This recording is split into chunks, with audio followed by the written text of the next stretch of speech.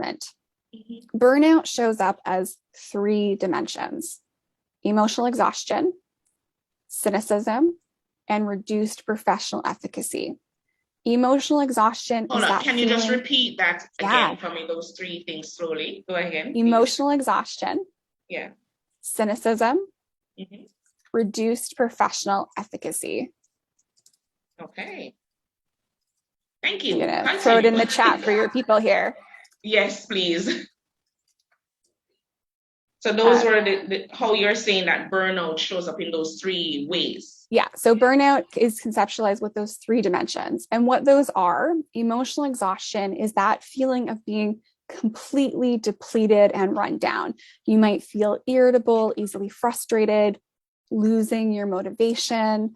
You can even have more physical symptoms like sleep disturbances or unexplained tension, like headaches that you can't really shake even though you drink enough water, and it just doesn't really seem to make sense.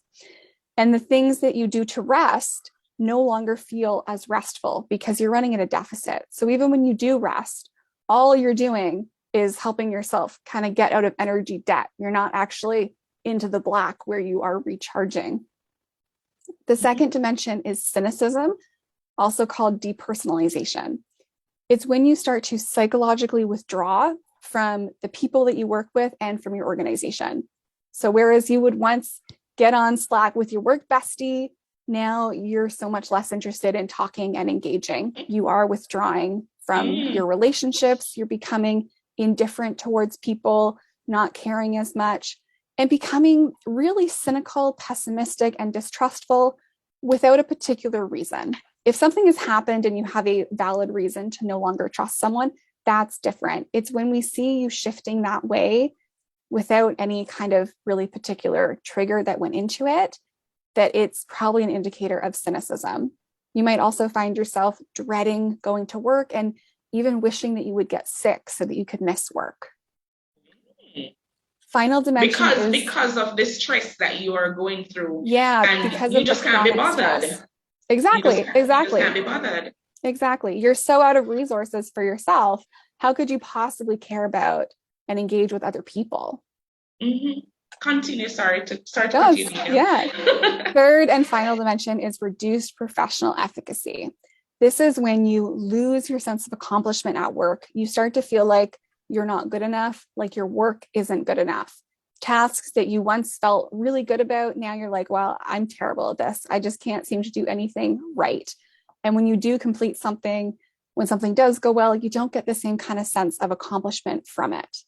And what's really interesting with reduced professional efficacy is this one is really a trap that can perpetuate burnout even more. Because when you feel like you're not doing enough and you're not doing well enough, the temptation is often to work harder, to push yourself more to try to compensate for it, which isn't possible. And it just puts you in this cycle.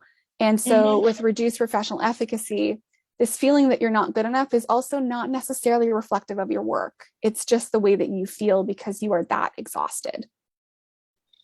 Yes. I was getting a lot of information a while ago. I may have missed some points, but all good. Those were 3 very important ways how the dimensions of the burnout and how it plays out. I really appreciated that information.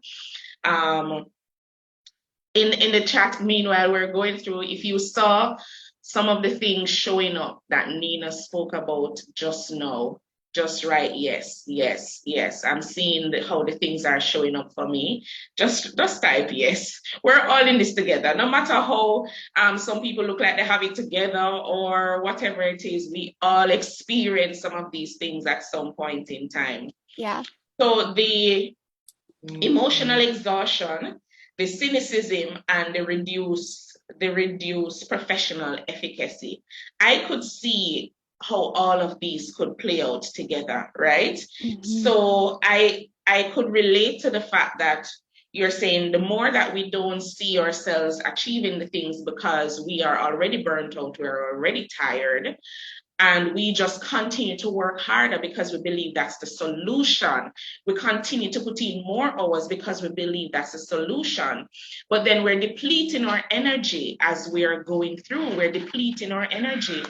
And we sometimes believe that rest is a reward more than a part of the process, right? Oh, I'm going hard now and I'm just going to rest on the weekend, like it's a reward. It should be part of our daily process, right? So it is that we do things and we don't realize how we sometimes contribute to our own situation.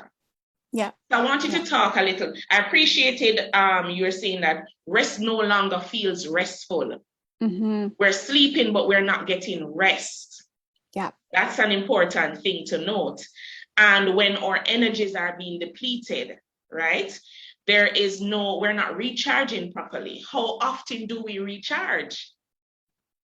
The time sometimes we should be recharging, then we fill it up back with work, right? Yeah. And then overall, leading to the reducing professional efficacy, we feel there's no level of fulfillment in doing the work. Yeah, exactly. There's no level of fulfillment. So I want you to also talk to us about the rest component. How is that important when we're looking to manage overwhelm, burnout? So there's two pieces that I feel are really important. First is stress relief, and second is rest, because these are two different things. So the other thing that will happen is if you're trying to rest, but you're still holding on to all of the tension that lives in your body when you're stressed, then that rest is not as restful. And when you're already running in the red, that's going to mean that that time really feels like it's not being used well. So stress relief are the things that really engage your nervous system so that you can then let stress go out of the body. And these are active things like exercise, creativity. And you can let me know in the chat which of these you love to do. Exercise, creativity, mindful breathing exercises, not just breathing the way we are now, but things like 4x4 breathing or 5-7-8, these different breathing techniques.